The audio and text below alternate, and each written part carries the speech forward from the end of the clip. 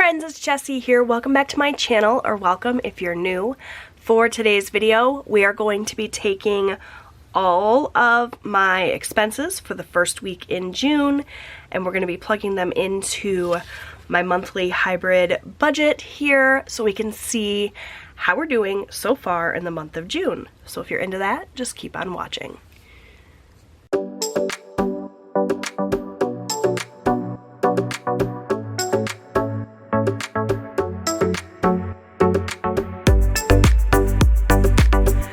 Okay, so in front of me here I have my 2-page hybrid budget worksheet. This is in the Lulling Leaves collection that I released for June.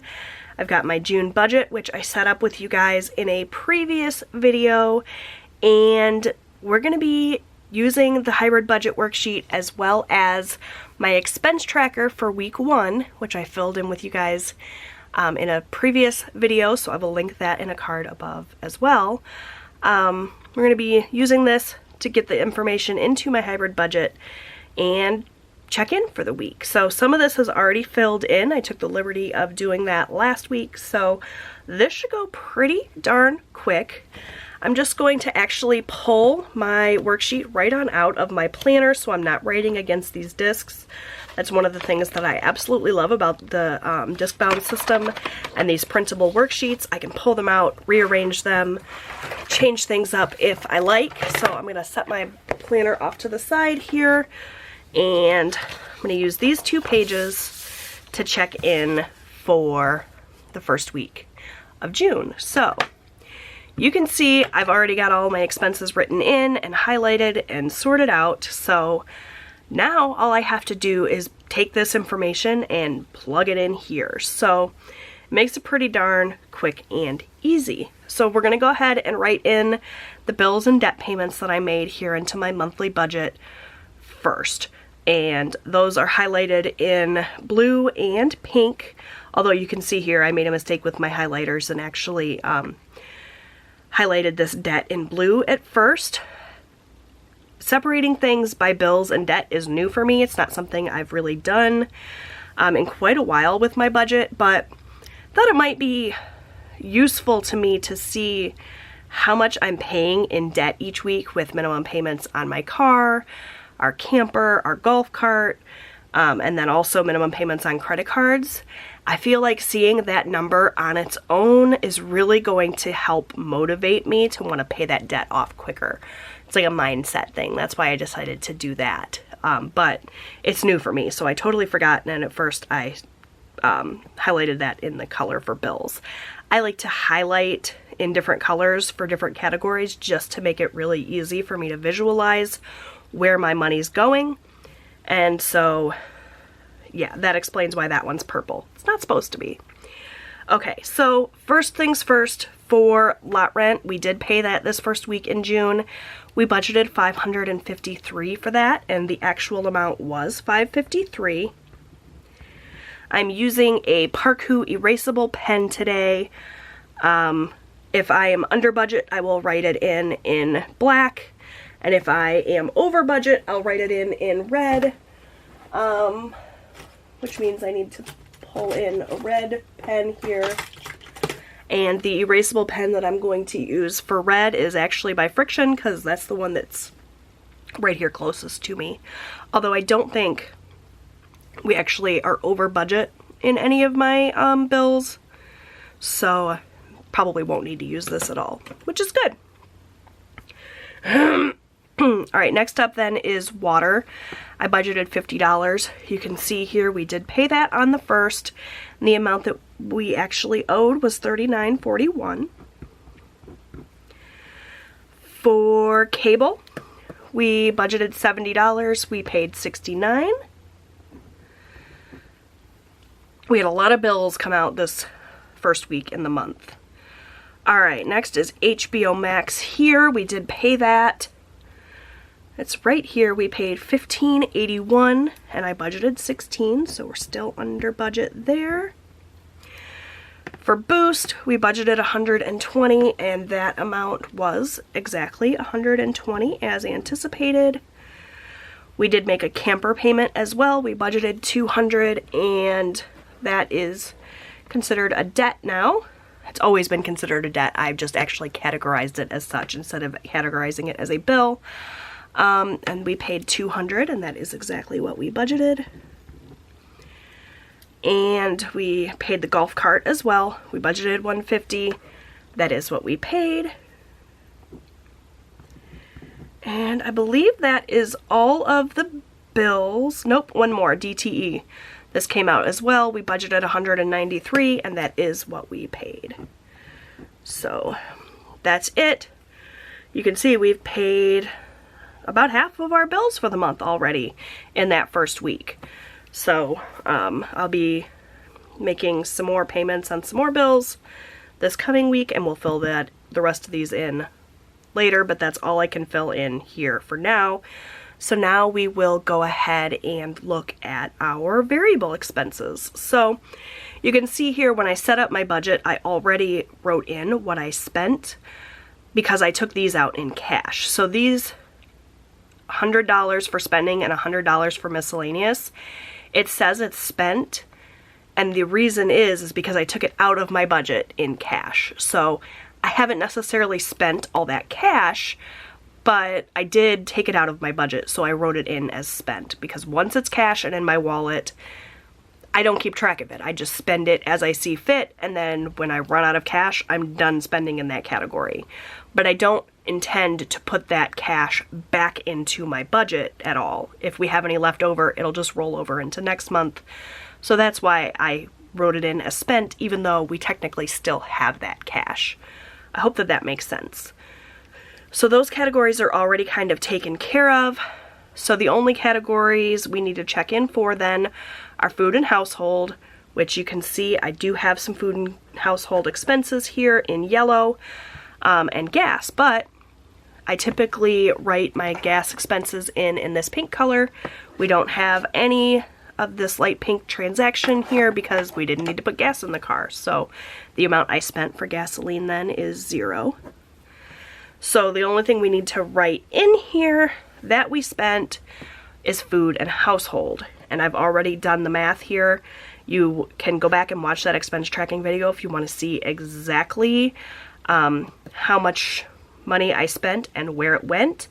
But it was actually a pretty good week. We didn't spend a super huge amount in that category, especially when you consider the fact that this category encompasses a lot of things.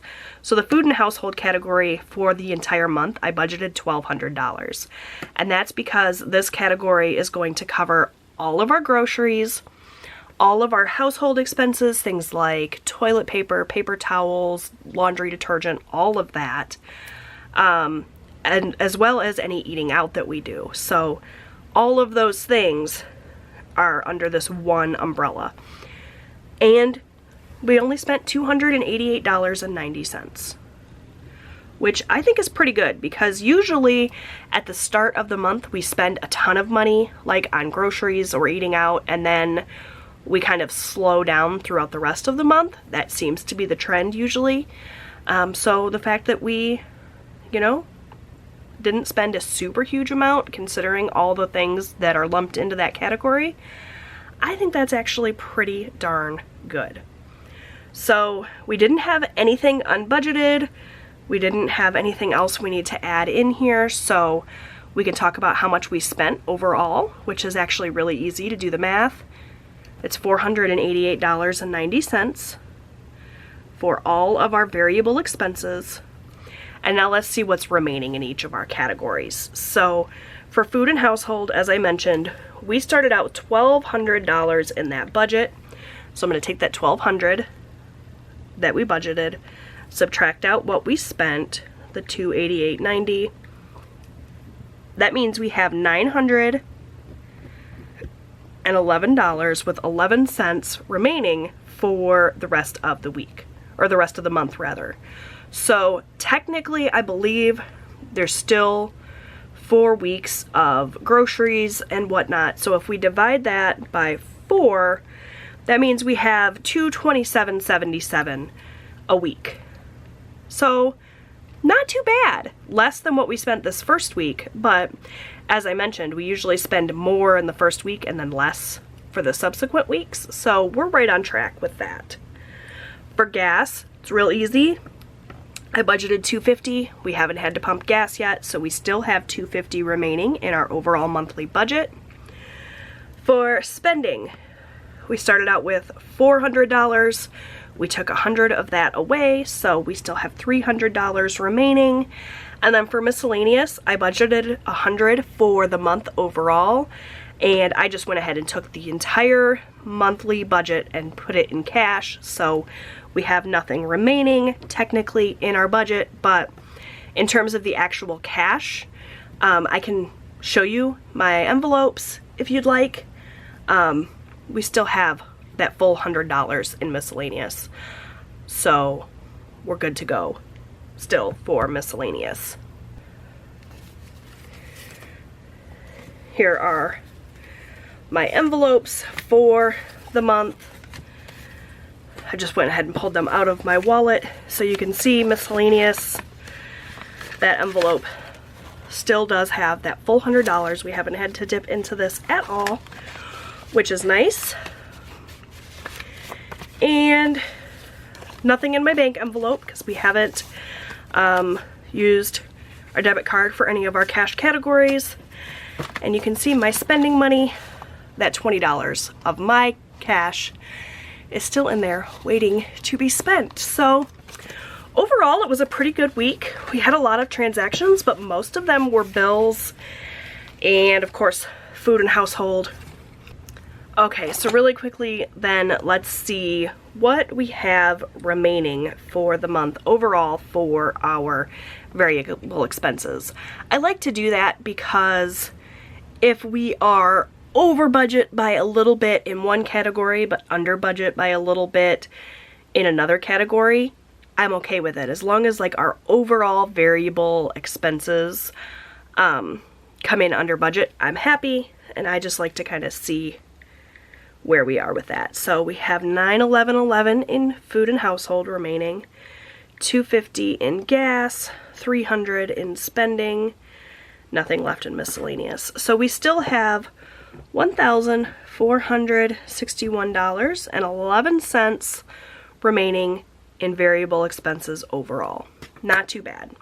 So that, we're looking really good so far for the month of June. I'm happy with it. Especially with our food and household category. The fact that we only ate out once this week and the amount that we spent was less than $50 is a huge win for us, because eating out is definitely the nemesis of my budget. So I'm just going to go ahead, get my worksheets put back into my planner so that we are all set for another week. The hybrid budget here, we did not have anything else put into savings. In terms of debt payments, I can write those in here though. So we paid our camper, which was $200. Using this as minimum payments here under this debt payment section is new for me, so bear with me. Usually I just stick any extra payments that we make to our credit cards here, but we're going to try it this way this month, just so I can get a feel for how much total we're spending in debt each month, which I have a feeling it's quite a bit. And then we also paid the golf cart, which was $150. And I'm going to go ahead and put the other debt categories in here as well so that they're ready. So Subaru, and the amount that we budgeted for that was $650. What else? We have our Ashley card. The minimum payment for that is $156. We have our First Merchants Bank card as well, and the minimum payment for that is $58. So I believe that's all of our outstanding debt. Let me just double check.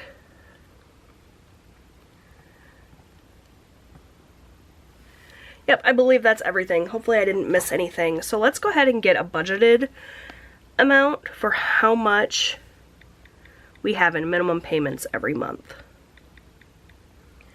156 plus 58.